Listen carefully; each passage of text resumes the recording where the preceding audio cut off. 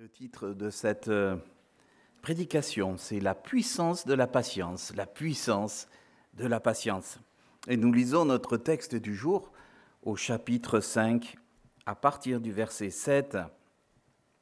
Frères, patientez donc jusqu'à ce que le Seigneur vienne. Pensez au cultivateur, il attend les précieuses récoltes de sa terre, il prend patience à leur égard jusqu'à ce que tombent les pluies de l'automne et du printemps. Vous aussi, prenez patience, soyez pleins de courage, car la venue du Seigneur est proche. Ne vous répandez pas en plaintes les uns contre les autres, frères, si vous ne voulez pas être condamnés. Voici que le juge se tient déjà devant la porte. Frères, prenez comme modèle de patience persévérante dans la souffrance les prophètes qui ont parlé de la part du Seigneur. Oui, nous disons bienheureux ceux qui ont tenu bon. Vous avez entendu comment Job a supporté la souffrance. Vous savez ce que le Seigneur a finalement fait en sa faveur, parce que le Seigneur est plein de bonté et de compassion. Avant tout, mes frères, ne faites pas de serment ni par le ciel, ni par la terre, ni par n'importe quoi d'autre. Que votre oui soit un oui authentique et votre non un non authentique, afin que vous ne tombiez pas sous le coup de la condamnation. Il y a 14 jours, vous avez vu avec David Locher une réflexion sur la richesse et les personnes fortunées. Et cela permettait de réfléchir à ce qui nous est prioritaire dans la vie. Et puis il était parlé aussi d'oppression de gens opprimés qui subissaient des fois un peu cette pression des gens riches. Aujourd'hui, donc, nous allons voir la suite de ce texte qui parle plutôt de l'autre côté, c'est-à-dire du statut qui est majoritaire dans la société, celui des pauvres, des ouvriers, des gens modestes, des classes moyennes, parce qu'il y a forcément des confrontations entre gens riches et gens peu argentés, puisque le monde du travail fonctionne avec ces deux catégories de personnes, les patrons, entre guillemets, et puis les gens qui travaillent pour la société. Les syndicats existent justement pour régir les relations professionnelles, afin qu'il n'y ait pas ou peu d'injustice dans un sens comme dans l'autre. Le croyant que nous sommes vit au cœur de la société. Il participe au monde du travail. Il va être aussi confronté à des tensions, des obligations de résultats, parfois des consignes qui lui semblent injustes ou difficiles à atteindre. Que va-t-il dire dans ces situations délicates ? Quelle va être sa boussole, son code de conduite ? Quel témoignage va-t-il apporter dans le monde du travail ? Nous verrons dans un premier temps que le disciple est exhorté à travailler sa patience. Cette base solide de la patience lui offrira la possibilité de répondre avec calme, même dans un cas d'injustice. Enfin, la maturité chrétienne devra lui permettre de supporter les difficultés nombreuses de la vie, même dans la souffrance morale ou physique. Il y a quelques semaines, je ne sais pas si vous vous en rappelez, mais nous avions abordé une réflexion, toujours par Jacques, sur notre manière de parler à autrui. Et nous avions vu qu'il y avait très facilement des risques d'abus, parce que la langue est difficile à maîtriser. Jacques prolonge cette réflexion aujourd'hui sur notre manière de parler, cette fois dans le monde du travail. Il faut savoir que nous passons environ 15% de notre vie à travailler et donc à nous confronter à autrui. Même si ce temps a considérablement diminué depuis le début du XXe siècle, il était de 40% au début du XXe siècle, cela représente néanmoins une part importante de notre vie. L'apôtre Paul, rappelez-vous, donnait déjà des recommandations aux esclaves serviteurs, c'est-à-dire l'équivalent des salariés d'aujourd'hui. Dans Éphésiens 6, verset 5, « Vous, esclaves, obéissez à vos maîtres terrestres avec crainte et respect, avec droiture de cœur, et cela par égard pour le Christ. N'accomplissez pas votre tâche seulement quand on vous surveille, comme s'il s'agissait de plaire à des hommes, mais agissez comme des esclaves de Christ, comme des serviteurs de Christ, qui accomplissent la volonté de Dieu de tout leur cœur. » Paul recommandait donc dans la vie professionnelle une attitude empreinte de respect et de droiture. Mais qu'en est-il en cas d'injustice manifeste à notre rencontre? Le disciple patiente avant de répondre. C'est notre première partie. Il y a différentes réactions que nous pouvons avoir lorsque nous subissons une injustice flagrante. Consternation, révolte, abattement, stupéfaction. Des fois, on ne sait pas quoi dire. La première réaction est en tout cas viscérale, vous êtes d'accord? Elle nous prend littéralement aux tripes et nous sommes scandalisés par l'injustice. Que nous dit Jacques? Il nous dit « Gardez votre calme, soyez patients ». Cela ne veut pas dire tout accepter, mais idéalement de pouvoir prendre un peu de recul devant la situation. Imaginez que nous répondions spontanément à une injustice par des insultes, par des invectives, par des menaces. Quel serait le regard sur nous de nos collègues de travail? Est-ce que vous y avez déjà pensé quand vous êtes allé trop loin? Le témoignage de notre vie en Christ ne pourrait-il pas être terni en seulement quelques instants par des paroles déplacées ou disproportionnées? Dans la fable du lion et du rat, Monsieur de La Fontaine rappelle que patience et longueur de temps font plus que peur et que rage. La patience est en quelque sorte un atout qui va jouer en notre faveur. Lors d'une crise, nous devons prendre tout le recul nécessaire. Chers amis, chers croyants, devrais-je dire, ce n'est pour nous pas une surprise de savoir que nous vivons dans un monde déchu et empreint de péché. Nous en sommes pleinement conscients. Il est normal que tout n'aille pas bien, y compris dans le monde du travail. Quelle peut être l'attitude du disciple de Christ? Comment avoir le bon équilibre? Ne pas répondre à l'injustice par la colère ou par la haine, même si c'est un défi. Eh bien ça sera un témoignage puissant, car complètement à contre-courant. Cela n'empêchera pas ensuite de faire valoir ses droits par son syndicat ou par une réclamation écrite auprès de son DRH. L'un n'empêche pas l'autre. Comment vivre Galates 5, 22 et vivre ce fruit particulier de la patience malgré l'injustice? Jacques indique que nous pouvons être encouragés et renouvelés par la vision du royaume de Dieu. Il est possible d'être patient devant l'injustice, car Jésus revient bientôt, dit-il. Et qu'est-ce qu'il veut dire par là? Lorsque Jésus reviendra, toute injustice cessera. Ce qui nous paraît très important aujourd'hui, que nous aurions tendance à défendre bec et ongle, paraîtra un jour secondaire et même futile.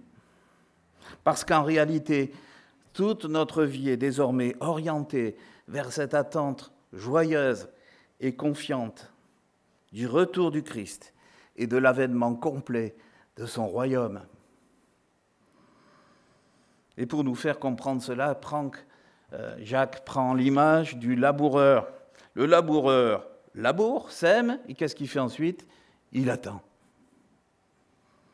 Il ne peut rien faire d'autre d'utile que d'attendre le résultat de son travail. Et il est même obligé de dépendre, dans notre texte, des 2 saisons des pluies qu'il y avait en Israël, l'une d'octobre à décembre et la seconde qui avait lieu de mars à avril.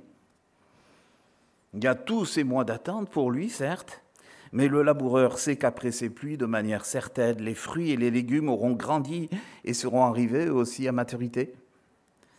Chers amis, la venue de Christ est aussi certaine que le coucher de soleil qui aura lieu dans quelques heures et que le lever du soleil qui aura lieu, qui va lui succéder ensuite. L'avènement de Christ nous encourage et nous console, car nous subissons pour très peu de temps en réalité certaines injustices. Mais d'un autre côté, notre vie d'ici-bas nous aura permis de rencontrer le Christ. C'est ça l'essentiel.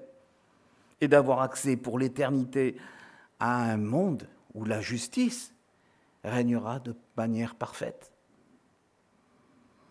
Alors oui, nous voudrions que son règne vienne tout de suite. Et c'est un sentiment légitime, car nous sommes des enfants de lumière. Mais Pierre rappelle dans sa lettre que la patience de Dieu permet le salut de beaucoup de femmes et d'hommes dans ce monde.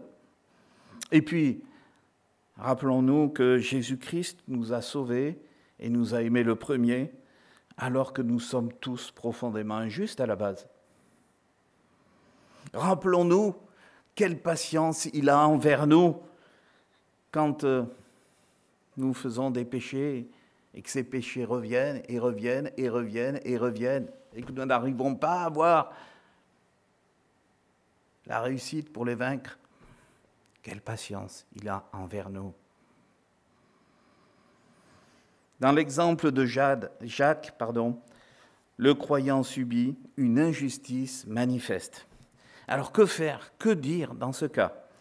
Le disciple répond avec calme, même dans un cas d'injustice, c'est notre deuxième partie. Jacques cite ce que tout homme subissant une injustice a tendance à faire: se plaindre et dire du mal de l'autre. Il insiste sur le fait qu'il ne faut justement pas agir ainsi. Nous ne devons pas appliquer la maxime de l'Ancien Testament, œil pour œil, dent pour dent, malgré que nous soyons dans notre droit, parce que Jésus nous a dit d'aller plus loin que œil pour œil, dent pour dent. Ce n'est plus d'actualité tout ça. Ici encore, mon attitude et mes paroles vont impacter mes collègues de travail, mon chef. L'idée, selon Jacques, est de ne pas vouloir me faire justice à tout prix, ni de me venger ou d'utiliser des paroles revanchardes ou pleines d'amertume. Et puis, tout d'abord, il y a fort à parier que mes collègues ou mon entourage qui ont assisté au problème comprendront eux-mêmes que je suis victime d'une injustice. Pas besoin de rajouter de l'huile sur le feu. Deuxième argument que Jacques apporte lui-même à notre réflexion, il dit que le juge divin est à la porte.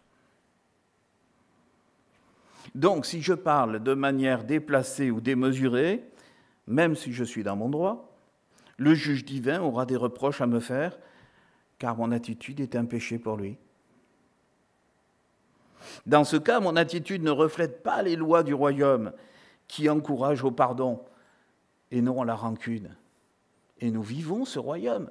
Ce royaume a déjà commencé en Christ, les amis. Ce n'est pas quand il va revenir, nous sommes déjà, nous croyants, dans le royaume de Dieu. Je dois me souvenir qu'un jour, et ce jour est proche, nous rappelle Jacques, où, comme tous les croyants, je paraîtrai devant le tribunal de Christ pour lui rendre des comptes. Je ne dois pas me comporter en juge de peur d'être jugé à mon tour. Et d'ailleurs, déjà au chapitre précédent, chapitre 4, Jacques avait souligné cela. « Frères, ne vous critiquez pas les uns les autres. Celui qui critique son frère ou qui se fait son juge critique la loi et la juge. Or, il n'y a qu'un seul législateur et juge, celui qui peut sauver ou faire périr. Mais pour qui te prends-tu, toi qui juges ton prochain ?» C'est une phrase qui sonne très bien, comme si elle venait d'être prononcée maintenant. Mais pour qui te prends-tu, ô homme ? Nous le voyons dans toute sa lettre, Jacques traite en profondeur de l'art de parler, de répondre à notre prochain. C'est en temps de crise que nos paroles et notre attitude, justement, peuvent avoir un impact puissant et se différencier de la mentalité ambiante. Jacques parle aussi d'une pratique qui était courante à l'époque, faire des serments à tout va. Jacques interdit carrément l'emploi inconsidéré du nom de Dieu ou d'autres noms pour attester la véracité des propos que nous tenons. À l'époque, les Juifs étaient très portés à ajouter toutes sortes de serments pour appuyer ce qu'ils disaient. Ils faisaient très attention, cependant, à ne pas se servir du nom de Dieu dans leurs serments pour ne pas blasphémer contre Dieu. C'était leur limite. Ainsi, ils juraient par le ciel, ou sur la terre, ou sur la ville de Jérusalem, ou sur leur propre tête. En quelque sorte, les Juifs s'autorisaient à ne pas respecter les serments qu'ils avaient faits en pensant que cela n'avait que peu d'importance si le nom de Dieu n'était pas invoqué. Donc, ils s'autorisaient le mensonge et l'hypocrisie. Mais Jésus nous empêche qu'il est impossible d'éviter le nom de Dieu en jurant même de leur manière à eux, car le ciel est le trône de Dieu. La terre, c'est son marchepied. Et Jérusalem n'est-elle pas la ville du grand roi? Pour ce qui est de jurer sur sa propre tête, à quoi cela sert-il? La personne qui a besoin de nombreuses paroles, y compris de serments pour convaincre les autres, a en réalité un problème. Et elle essaye de compenser cette faiblesse en multipliant les mots. Il suffit pourtant de dire oui ou non. Et Jésus, en parlant de cela, nous prévient que tout le reste vient du diable. Ce passage pourrait également s'appliquer aux jurons invoquant ou impliquant le nom de Jésus ou celui de Dieu. Jacques pense-t-il au 3e commandement qui dit « Tu ne prendras point le nom de l'Éternel, ton Dieu, en vain, car l'Éternel ne laissera point impuni celui qui prendra son nom en vain. » Il ne faut pas jouer avec le nom de Dieu. Petite réflexion que je vous laisse. Pensons-nous vraiment à Dieu lorsque nous utilisons sans y réfléchir des expressions comme « Dieu merci »,« Mon Dieu », etc. En conclusion de cette partie, ce qui doit ressortir de nos paroles et de manière générale, c'est la probité et l'honnêteté. Être patient et capable de pardonner est certes magnifique et digne du Seigneur. Mais cela n'empêche pas la souffrance inhérente à l'injustice. Alors, comment vivre et supporter la souffrance pour un disciple? 3e partie, le disciple est rendu capable d'affronter la souffrance.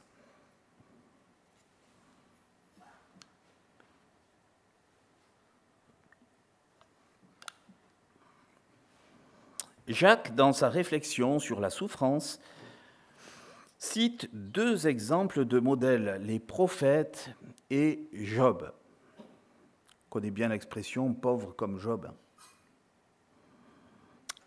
Tout d'abord, le modèle de la parole des prophètes. Nous repensons à ces fameux héros de la foi que la lettre aux Hébreux nous décrit au chapitre 11, et je vous en relis quelques versets. Verset 35, « Des femmes ont vu leur mort ressusciter pour leur être rendue. D'autres, en revanche, ont été torturées. Ils ont refusé d'être délivrés afin d'obtenir ce qui est meilleur, la résurrection. D'autres encore ont enduré des moqueries, le fouet, ainsi que les chaînes et la prison.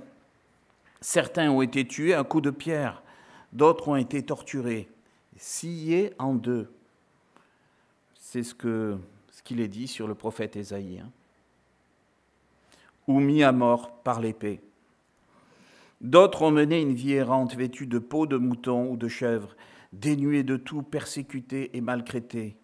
Il termine ainsi, « Eux dont le monde n'était pas digne. » Ils ont erré dans les déserts et sur les montagnes, vivant dans les cavernes et les antres de la terre. Dieu a approuvé tous ces gens à cause de leur foi, et pourtant aucun d'eux n'a reçu ce qu'il leur avait promis. C'est que Dieu avait prévu quelque chose de meilleur pour nous. Il ne devait donc pas parvenir sans nous à la perfection. Nous le voyons, et si nous lisons l'histoire des prophètes, eh bien que ces gens ont souffert dans leur ministère d'annonce de la parole de Dieu. Ils ont enduré l'opposition et la persécution. Eh bien, n'ont-ils pas eu des craintes ou des peurs? Mais bien sûr que si. Ils n'étaient pas fous. C'étaient des hommes.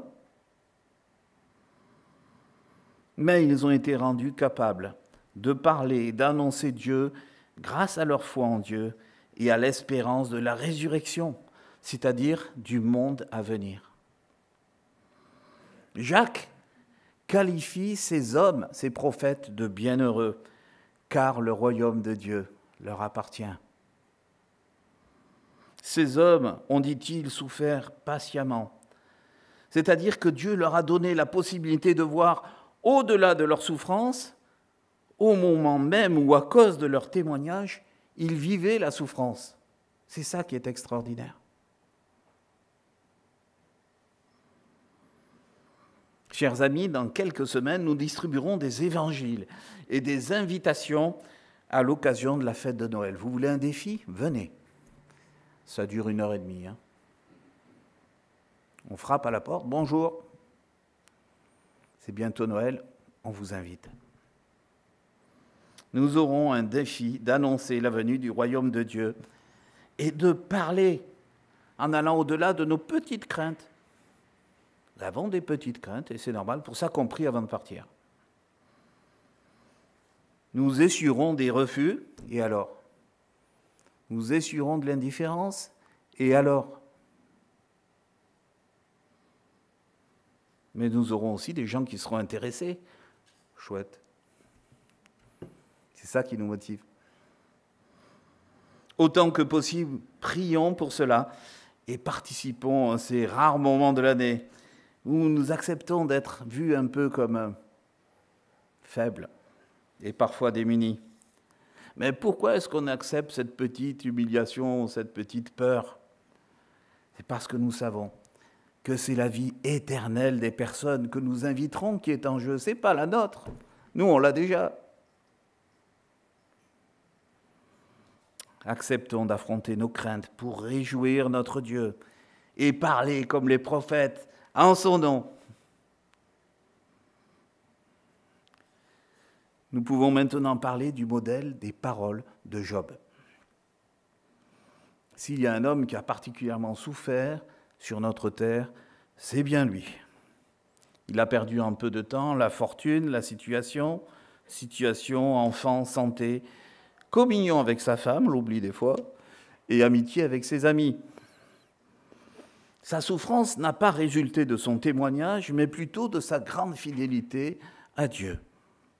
Il a beaucoup souffert, et à un degré d'ailleurs qu'il nous est difficile d'appréhender si nous n'avons pas perdu d'enfants nous-mêmes. Qu'a-t-il fait? Est-ce qu'il est resté zen, impassible devant les épreuves? Mais pas du tout. Il a crié à Dieu, il s'est justifié devant ses amis, il a pleuré, il a tempêté, il a demandé pourquoi tout ça lui arrivait à lui, et il a demandé justice à Dieu. Mais dans toutes ses paroles, contrairement à son épouse, il n'a pas rejeté ni maudit Dieu. Et chers amis, il est vraiment magnifique de voir dans ce livre de Job que Dieu a pris soin de lui répondre personnellement pour continuer à l'édifier même au cœur de sa souffrance. Nous pouvons retenir quelques paroles marquantes de Job dans son expérience de la souffrance. « Mes oreilles avaient entendu parler de toi, mais maintenant c'est mon œil qui t'a vu. » Et puis bien sûr, nous le chantons, « Dieu a donné, Dieu a repris, béni soit l'Éternel. » Jacques, au verset 13 de notre même chapitre, nous ne l'avons pas lu aujourd'hui, c'est le verset suivant, nous livre une clé pour vivre mieux la souffrance. L'un de vous passe-t-il par la souffrance? Qu'il prie. C'est-à-dire qu'il parle, qu'il crie, qu'il dise ce qu'il a à dire à l'Éternel, comme Job l'a fait. Dieu se complaît-il à voir ses enfants dans la souffrance? Est-il sadique? Non. Il permet parfois la souffrance, mais la parole de Dieu nous dévoile plein de motifs de souffrance c'est-à-dire de raisons qui ont un but très précis. Ce n'est pas un hasard, c'est pour une raison, c'est pour quelque chose.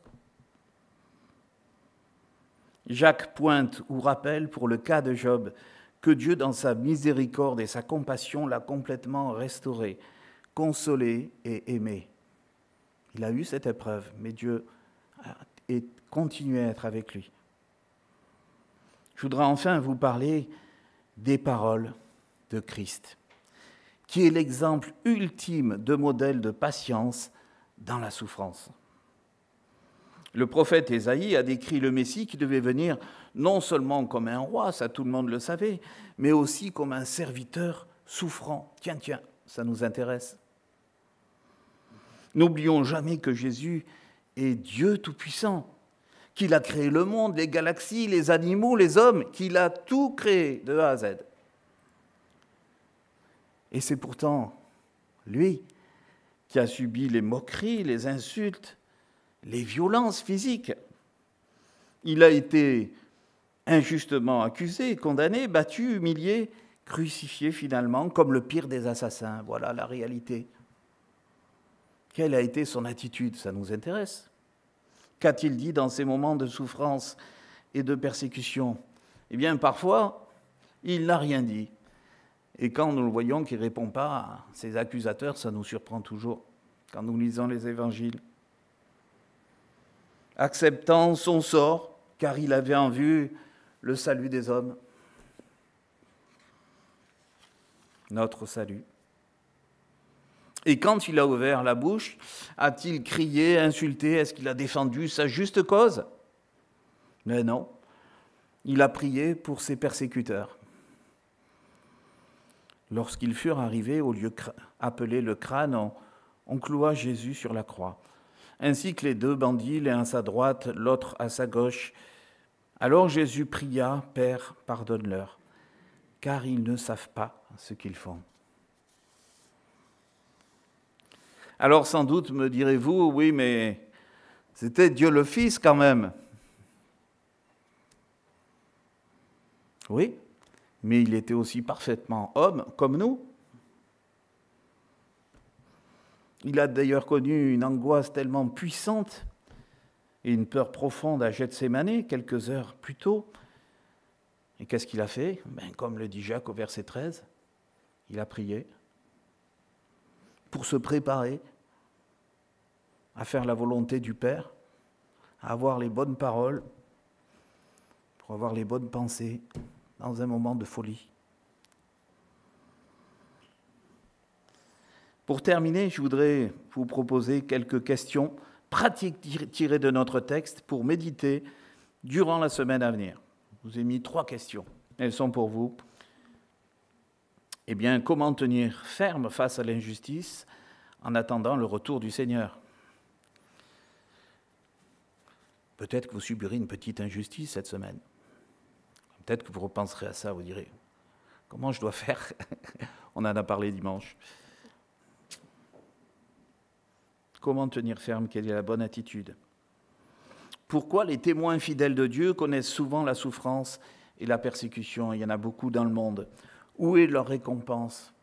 Qu'est-ce qu'ils voient devant eux? Et enfin, que devons-nous dire ou ne pas dire lorsque nous nous trouvons au cœur de la souffrance? Shakespeare faisait dire à son héros « Être ou ne pas être, telle est la question ». Jacques, lui, nous pousse à réfléchir. Dire ou ne pas dire, n'importe quoi. Même dans des conditions d'injustice ou de souffrance. Il est évident que ça nous renvoie à notre faiblesse naturelle, à nos limites et à nos échecs, car nous nous sommes souvent fourvoyés dans nos paroles et nous avons regretté ce que nous avons dit un peu trop vite. Nous en admirons d'autant plus la perfection de Christ, qui a toujours eu, quelles que soient les circonstances, les paroles adaptées, percutantes et renversantes pour ceux qui l'écoutaient. Que dire?